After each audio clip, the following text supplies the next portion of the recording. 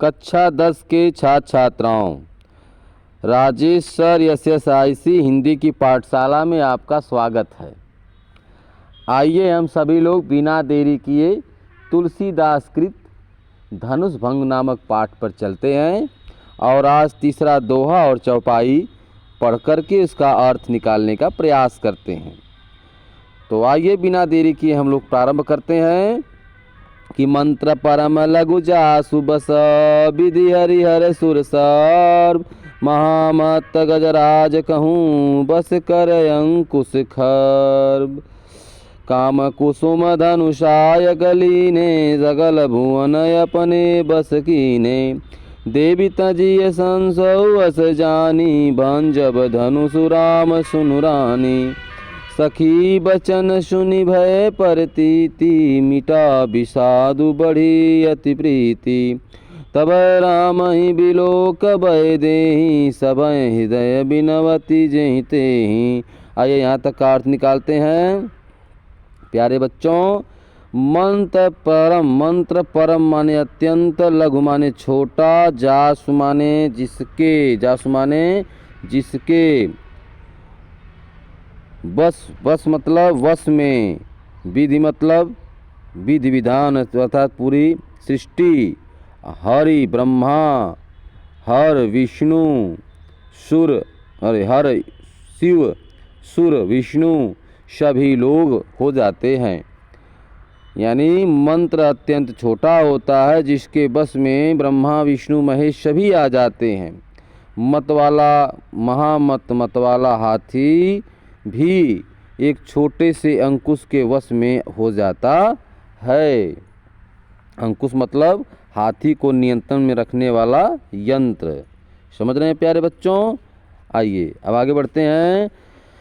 तो इसका संदर्भ क्या लिखेंगे कि प्रस्तुत दोहा हमारी पाठ्य पुस्तक हिंदी काव्य में संकलित गोस्वामी तुलसीदास जी द्वारा रचित धनुष भंग नामक पाठ से अवतरित है।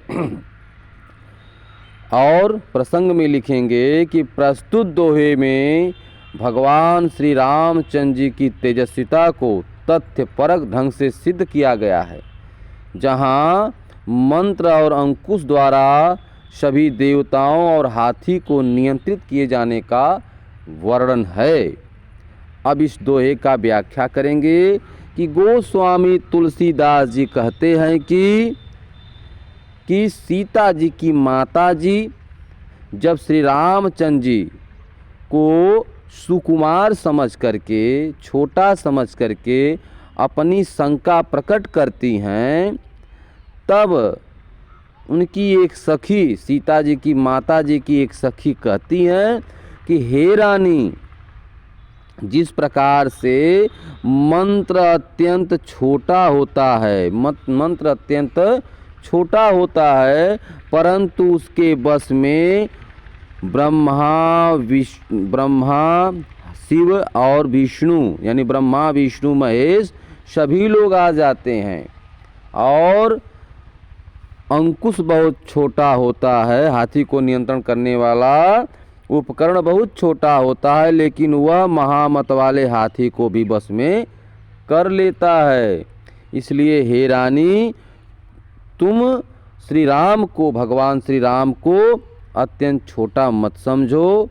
वह उम्र के भले छोटे हो सकते हैं, लेकिन उनकी कोमलता पर आप मत जाओ, क्योंकि वे ही अवश्य में धनुष से तोड़ देंगे, वह अवश्य ही धनुष को तोड़ डालेंगे। अब इसका काव्यगत सौंदर्य में क्या लिखेंगे? इसमें लिखेंगे काव्यगत सौंदर्य में भाषा कैसी है? अवधि, शैली, प्रबंध और उद्धरण, गुण प्रसाद, रस श्रृंगार, छंद दोहा, शब्द शक्ति, अभिधा और लक्षणा। अलंकार में अनुप्रास अलंकार दिख रहा है। मंत्र परम, ठीक है। बस विधि, ठीक है। हरिहर, हरिहर और सुर सर्व, सब में कौन सा अलंकार है? अनुप्रास अलंकार है, ठीक। आइए आगे बढ़ते हैं प्यारे बच्चों। कि काम कुसुम धनुषायक लीने, सकल भुवन अपने बस कीने। देवी तजिए संसौ अस जानी, भंजब धनुषु राम सुनु रानी। सखी बचन सुनि भय परतीति, मीटा विषादु बड़ी अति प्रीति। ठीक है। तब राम ही बिलोकि भय देहि, सभय हृदय बैनवत जेते ही। आइए यहाँ तक का अर्थ निकालते हैं प्यारे बच्चों। काम कुसुम धनुषायक लीने। काम कुसुम, काम कुसुम यानी काम, काम मतलब कामदेव। कुसुम, कुसुम माने पुष्प। सायक धनु माने धनुष, सायक माने बाण, लीने माने लिए हुए, सकल माने संपूर्ण, भुवन माने तीनों लोकों को, अपने बस कीन्हे मतलब अपने बस में किए हुए हैं। ठीक, समझ में आ रहा है। आगे देखें। देवी तजीय, तजीय माने त्याग दो। संसौ, संसौ माने संदेह शंका। अस जानी माने ऐसा जान लो। भंजब धनुष राम सुन रानी। भंजब माने तोड़ देंगे। धनुष, धनुष माने धनुष। राम सुन रानी मतलब हे रानी सुनो। सखी बचन सुनि भय परतीति, परतीति माने विश्वास, परतीति माने विश्वास होता है, भय माने हुआ। मिटा विषाद, विषाद माने क्या होता है दुख उदासी। और अति बढ़ी, अति प्रीति माने अत्यंत प्रेम बढ़ जाता है। ठीक है। आगे देखेंगे कि तब राम ही बिलोकि वैदेही, वैदेही माने सीता जी। ठीक है। बिलोकि माने व्याकुल होकर। तब राम ही बिलोकि वैदेही, सभय हृदय बिनवत जेते ही। सभय हृदय, बिनवत माने विनती कर रही हैं, जेते ही माने जहाँ तहाँ। ठीक है प्यारे बच्चों। तो आइए अब प्रारंभ करते हैं। इसका पहले संदर्भ देख लेंगे। संदर्भ में क्या लिखेंगे कि प्रस्तुत चौपाई हमारे पाठ्य पुस्तक हिंदी काव्य में गोस्वामी तुलसीदास जी द्वारा रचित रामचरितमानस के धनुष भंग शीर्षक से लिया गया है। प्रसंग में लिखेंगे कि प्रस्तुत दोहा और चौपाई में सीता जी की माता की सखी अनेक तथ्यों द्वारा उनके संशय को, उनके शंका को दूर करती हैं। तभी सीता जी श्री रामचंद्र जी से विवाह करने के लिए सभी देवताओं से विनती करती हैं। इस मोहकतापूर्ण वर्णन का कवि ने बड़े ही मनोरम ढंग से चित्रण किया है। यानी इस मनमोहक दृश्य का कवि ने बड़े ही सुंदरतापूर्वक, बड़े ही काव्य सुंदरतापूर्वक वर्णन किया है। आइए अब व्याख्या निकालते हैं कि काम कुसुम धनुषायक लीन्हे। कामदेव हैं, सीता जी की माता जी को उनकी सखी जो है श्री रामचंद्र जी की वीरता का वर्णन करते हुए कहती हैं कि हे रानी सुनो। कामदेव, जिस प्रकार से कामदेव अपने हाथ में पुष्प का बाण और धनुष धारण किए हुए संपूर्ण तीनों लोकों को अपने बस में किए रहते हैं, उसी प्रकार भगवान श्री रामचंद्र जी अपनी कोमलता और मोहकता के कारण पूरे समाज को, पूरे मंच पर जितने उपस्थित लोग हैं सबको अपनी तरफ आकर्षित कर लिए हैं। अतः हे देवी तजीय, देवी तजी, हे देवी तजी माने त्याग दो, संशय माने शंका, ऐसा जान जाओ कि रामचंद्र जी धनुष को भंजम माने तोड़ डालेंगे। हे रानी रामचंद्र जी धनुष को तोड़ डालेंगे। सुन रानी ऐसा सुनो, हे रानी ऐसा समझो। सखी का वचन सुनते ही भय प्रतीति उनको विश्वास हो जाता है। सीता जी की माता जी को विश्वास हो जाता है, उनका प्रेम उनका विषाद मिट जाता है, दुख मिट जाता है और प्रेम अत्यंत बढ़ जाता है। ठीक है। उसी क्षण रामचंद्र जी सीता जी को देखते हैं। रामचंद्र जी सीता जी को देखते, राम ही बिलोक वैदेही, तब राम ही बिलोक माने देखते हैं, वैदेही माने सीता जी की तरफ। सब हैं माने वह कैसी दिख रही हैं, वह भय के साथ, सब हैं भय के साथ अपने हृदय में बिनवत जेते, जहाँ तहाँ विनय अर्थात प्रार्थना करती हुई दिख रही हैं। ऐसा लग रहा है कि वो मन ही मन बहुत ही प्रार्थना कर रही हैं इधर उधर। ठीक है। अब इसका अर्थ लिखेंगे आप, तो हम फिर से बता दें इतने दूर का। लिखेंगे कि सीता जी की माता जी की व्याकुलता को देखकर, सीता जी की माता की व्याकुलता को देखकर उनकी सखी श्री रामचंद्र जी की वीरता का वर्णन करते हुए कहती हैं कि कामदेव ने फूलों का ही धनुष बाण लेकर सारे संसार को अपने वश में कर रखा है। यानी जिस प्रकार कामदेव पूरे संसार को अपने वश में कर रखा है, उसी प्रकार से रामचंद्र जी की महकता और सुंदरता और कोमलता और उनकी वीरता ने पूरे संसार को अपने वश में कर रखा है। हे देवी, इसलिए हे देवी तजी माने त्याग दो, अतः हे देवी अपने भ्रम को, अपने संशय को, अपने शंका को त्याग दो। ऐसा जान जाओ कि रामचंद्र जी ही धनुष को तोड़ेंगे, रामचंद्र जी ही धनुष को तोड़ेंगे। हे रानी ऐसा सुनो। अपनी सीता जी की माता जी की सखियां जब ऐसा कहती हैं तो उनको यह विश्वास हो जाता है और उनका विषाद, उनका कष्ट, उनका संशय, उनका दुख मिट जाता है और प्रेम बढ़ जाता है।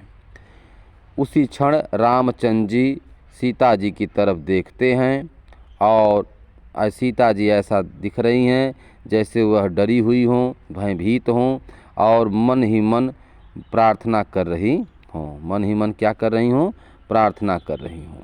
ठीक है मेरे प्यारे बच्चों। अब इसका काव्य सौंदर्य क्या होगा, यहाँ तक का काव्य सौंदर्य।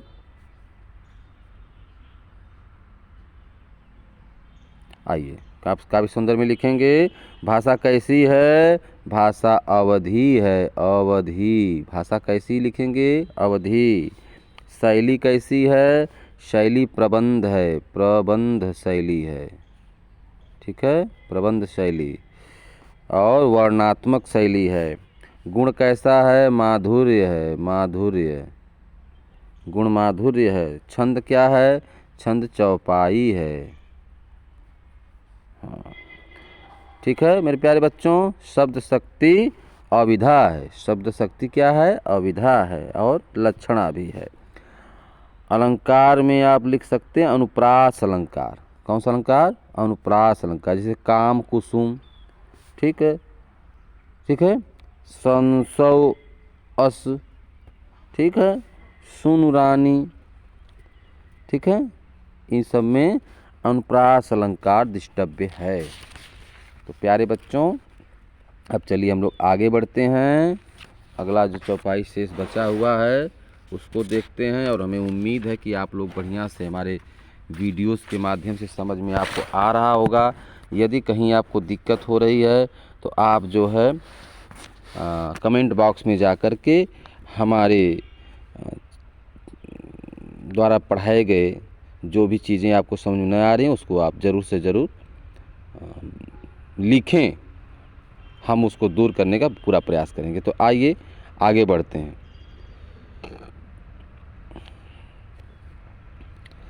जो शेष बचा हुआ है कि मन ही मन मनावय कुलानी, हो प्रसन्न महेश भवानी, करहूँ सफल आपनी सेवकाई, करहित हरहूँ चाप गरुआई।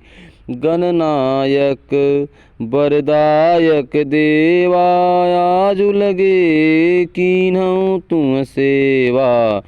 बार बार बिनती सुनि मोरी, करहूँ चाप गुरु तायति थोरी।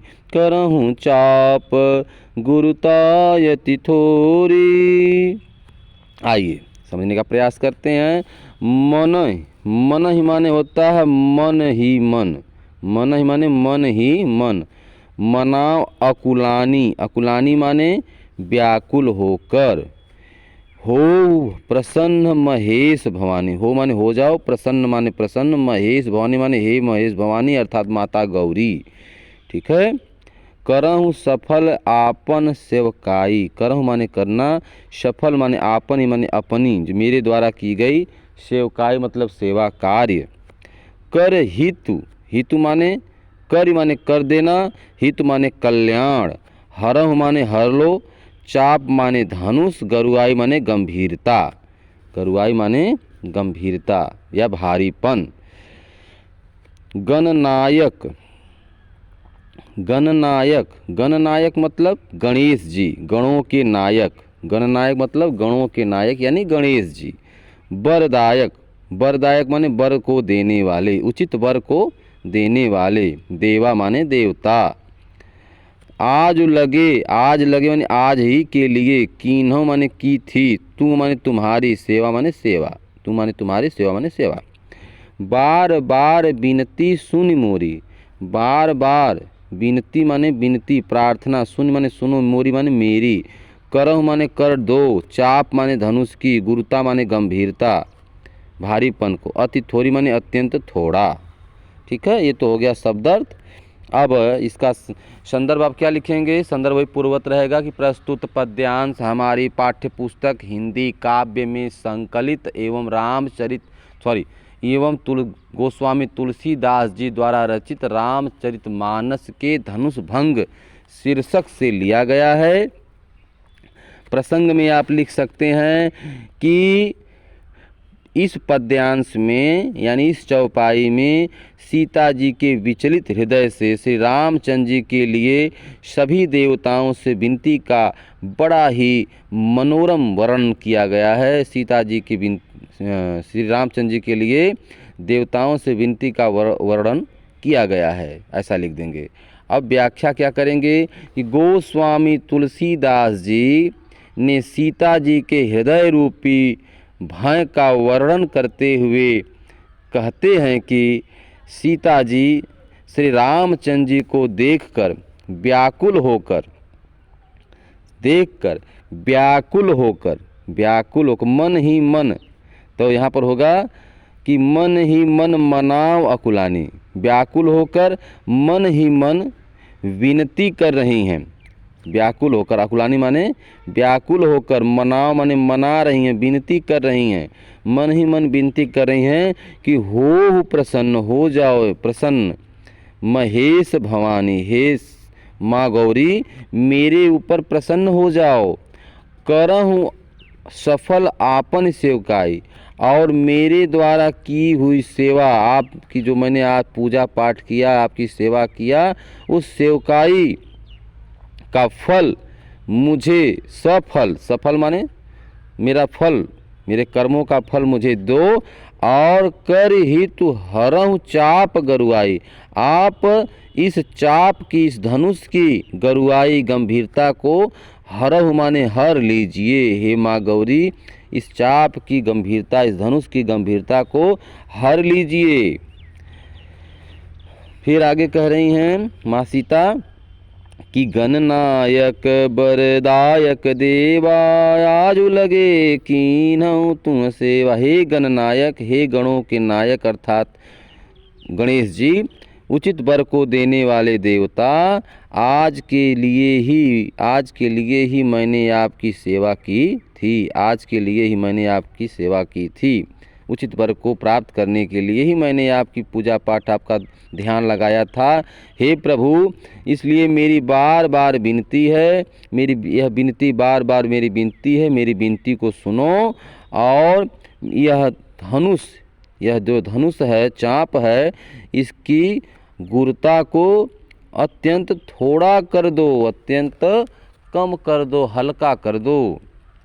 ठीक है, इस प्रकार से आपका ये हो गया व्याख्या। अब काव्यगत सौंदर्य में आप लिख सकते हैं, भाषा कैसी है, अवधि। गुण कैसा है, माधुर्य, माधुर्य। छंद क्या है, चौपाई, छंद क्या है, चौपाई। रस कौन सा है, भक्ति रस है। कौन सा रस है, भक्ति रस है। ठीक। और शैली कैसी है, शैली प्रबंध है, प्रबंध शैली और वर्णनात्मक शैली है। शब्द शक्ति, अभिधा और लक्षणा है। अलंकार इसमें भी मन ही मन मनाओ, मन ही मन मनाओ, मन ही मन मनाओ में क्या है आपका, और हितु हरहूँ, हितु हरहूँ, इसमें अनुप्रास अलंकार है। और पुनरुक्ति प्रकाश, बार बार, बार बार शब्द में पुनरुक्ति प्रकाश, एक ही शब्द 2 बार आया है और दोनों का अर्थ एक ही है, इसलिए इसको पुनरुक्ति प्रकाश कहेंगे। तो प्यारे बच्चों, आपका एक जो है दोहा और एक चौपाई मैंने पढ़ाया, शेष आपको अगले वीडियो में प्राप्त होगा। बहुत बहुत नमस्कार, धन्यवाद। उम्मीद करता हूँ कि आप मेरी वीडियो से जुड़ करके अपनी पढ़ाई पर ध्यान दे रहे होंगे। तब तक के लिए नमस्कार।